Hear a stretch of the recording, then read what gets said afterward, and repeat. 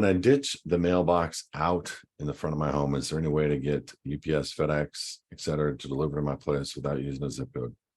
I run a small business, soon to be enterprise, with lots of deliveries. Thanks for doing what you're doing. Yeah. So just to answer that question really quickly, David, like, I don't have a mailbox. I have pretty much all my mail go to a post office box. Everything is always addressed to a foundation. I do have stuff that comes here, and I don't even have numbers on my house. So sometimes stuff gets returned because depending on who you're ordering with, they're going to go USPS versus FedEx or versus whatever. Even if you give, okay. Do you guys see this thing, or is it me? Tracy, do you see this thing? No, I can't see that fly. It is small.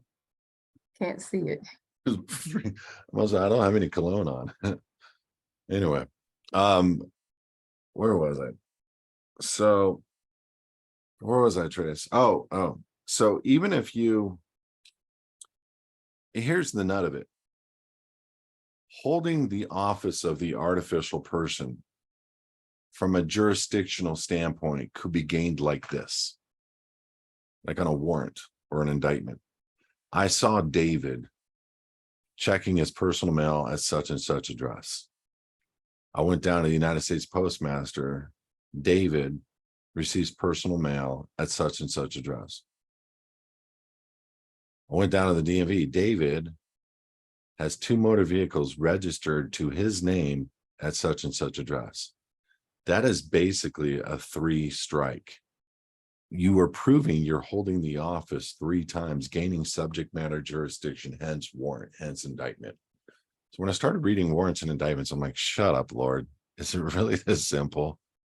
It really is that simple. See, they will try to gain jurisdiction over any way that they can. And this is why it's so important to understand who you are. Documents 10%, 90% understanding who you are.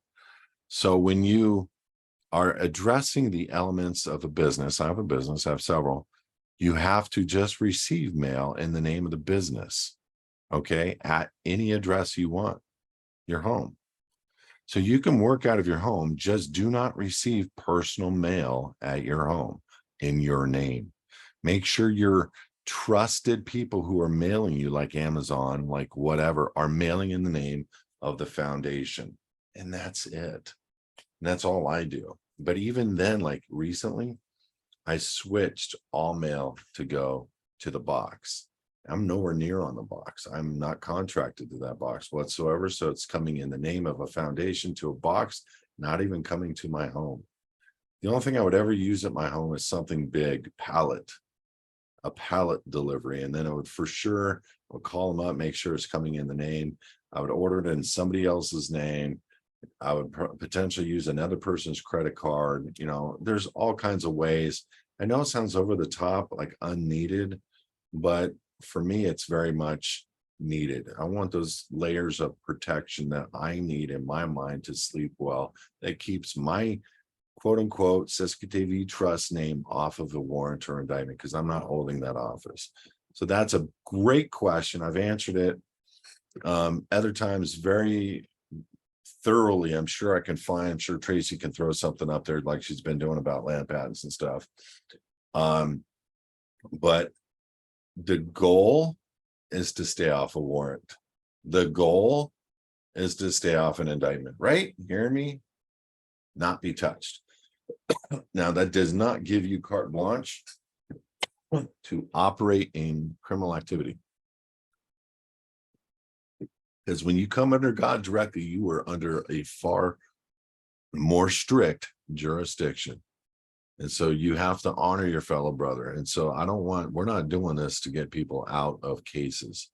We're not doing this to help people remove themselves from jurisdiction for any other reason than to come out of her. And that's very important for people to understand from my heart standpoint.